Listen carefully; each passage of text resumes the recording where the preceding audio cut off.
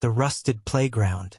It was the summer of 1987 when Ethan, a high school sophomore, stumbled upon an old playground on the outskirts of his small Oregon town.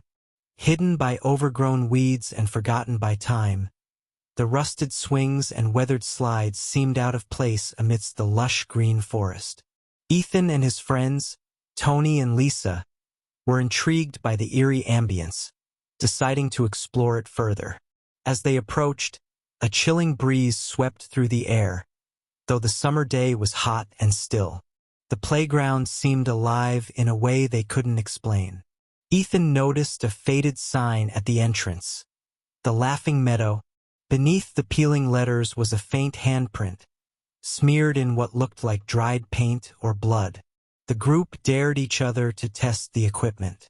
Lisa sat on the creaky swing while Tony climbed the rickety slide. Ethan inspected the merry-go-round, which looked like it hadn't spun in decades. Yet, when he touched it, the wheel turned smoothly as if it were brand new. He felt a jolt travel up his arm, leaving a tingling sensation that refused to fade. Nightfall crept in faster than expected, and the trio decided to leave. But as they walked away, the sound of laughter echoed behind them. Childlike giggles, distant yet distinct. They froze. Turning back, they saw no one. Yet the swings swayed gently, and the merry-go-round spun on its own. Over the following days, Ethan became obsessed with the playground. He began sketching its layout in his notebook and researching its history. He discovered that the Laughing Meadow had been shut down in 1965 after several children mysteriously vanished while playing there. Locals whispered about a dark presence but dismissed the tales as urban legends. Unable to resist, Ethan returned alone one evening. The playground seemed different at night, sharper, more menacing.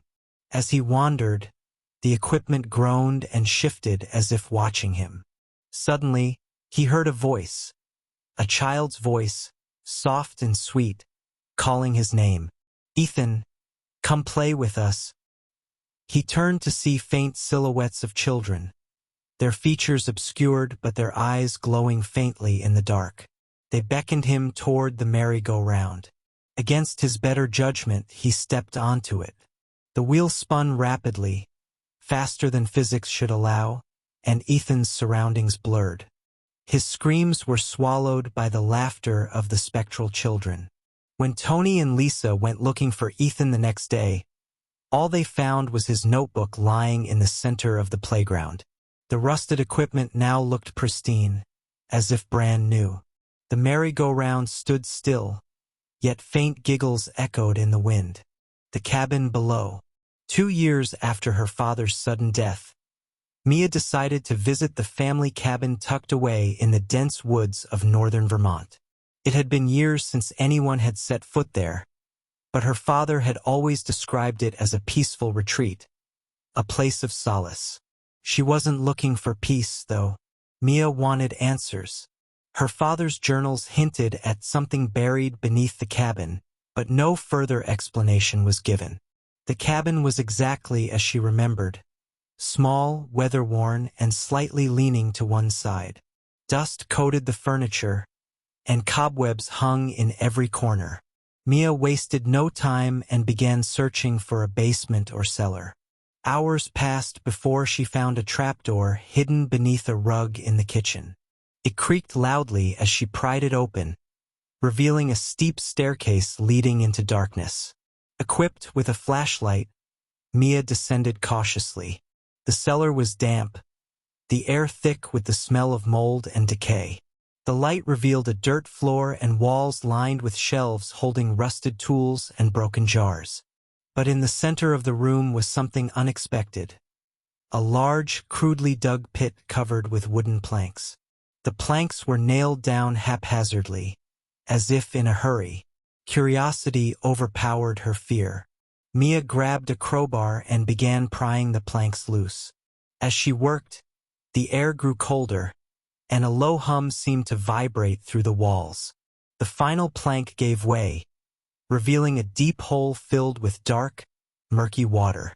A strange, Metallic smell wafted upward, making her gag. Something moved in the water, subtle ripples breaking the surface. Suddenly, a hand shot out of the water. Pale, with long fingers and nails like claws, it grasped the edge of the pit. Mia stumbled backward, dropping the flashlight. In the dim light, she saw a figure pulling itself out. A gaunt, humanoid creature with skin stretched tightly over its bones. Its hollow eyes locked onto hers as it let out an unearthly screech. Mia scrambled up the stairs, slamming the trapdoor shut behind her. She could hear the creature's nails scratching against the wood as it tried to follow. Grabbing a heavy dresser, she shoved it over the trapdoor and ran outside. As she reached her car, she glanced back at the cabin. The windows glowed faintly, and the hum from the cellar grew louder, almost deafening. She drove away, never returning to the cabin. But sometimes, in the dead of night, Mia swore she could hear that same hum, faint and persistent, as if it were calling her back. The forgotten trail. Elena loved hiking, and the Appalachian Trail was her latest challenge. It was supposed to be a serene solo trip, a chance to reconnect with nature and escape the chaos of city life. She had meticulously planned her route, packing enough supplies for 2 weeks. Yet, on the third day, she found herself veering off the main trail, drawn by an unmarked path that seemed to beckon her. The path was overgrown, with roots snaking across the ground and branches arching overhead. Felt untouched, ancient. The deeper Elena ventured, the quieter the forest became. Birds stopped chirping, and the wind seemed to hold its breath. She told herself it was just her imagination, but an uneasy feeling settled in her chest. Hours passed, and Elena realized she was lost. Her map was useless. The unmarked trail wasn't on it. Panic began to creep in as the sun dipped below the horizon. She set up camp, hoping to retrace her steps in the morning. As she lay in her tent, the silence was deafening. Then came the whispers, soft, unintelligible murmurs that seemed to come from all around her. Gripping her flashlight, Elena stepped outside, her heart pounding. The forest was pitch black, her beam of light barely cutting through the darkness. "Hello," she called, her voice trembling. There was no response, only the rustling of leaves. But then she saw them, figures standing just beyond the reach of her flashlight. They were tall and thin, their faces obscured by shadows. Elena backed into her tent, zipping it up tightly as if the thin fabric could protect her. The whispers grew louder, circling her campsite. Sleep was impossible. When dawn finally broke, the figures were gone, but the sense of being watched remained. Determined to leave, Elena packed quickly and started back the way she thought she had come. The forest seemed different, the path twisting and turning in ways she didn't recognize. She found carvings on the trees, strange symbols that hadn't been there before. The whispers followed her, growing louder with each step.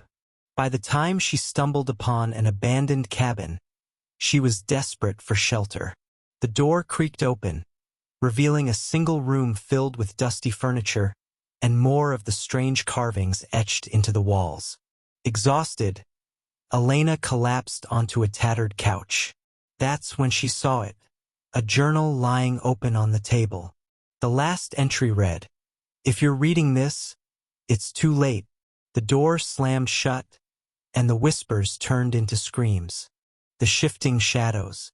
Jared had always been a night owl, preferring the quiet solitude of his apartment after midnight.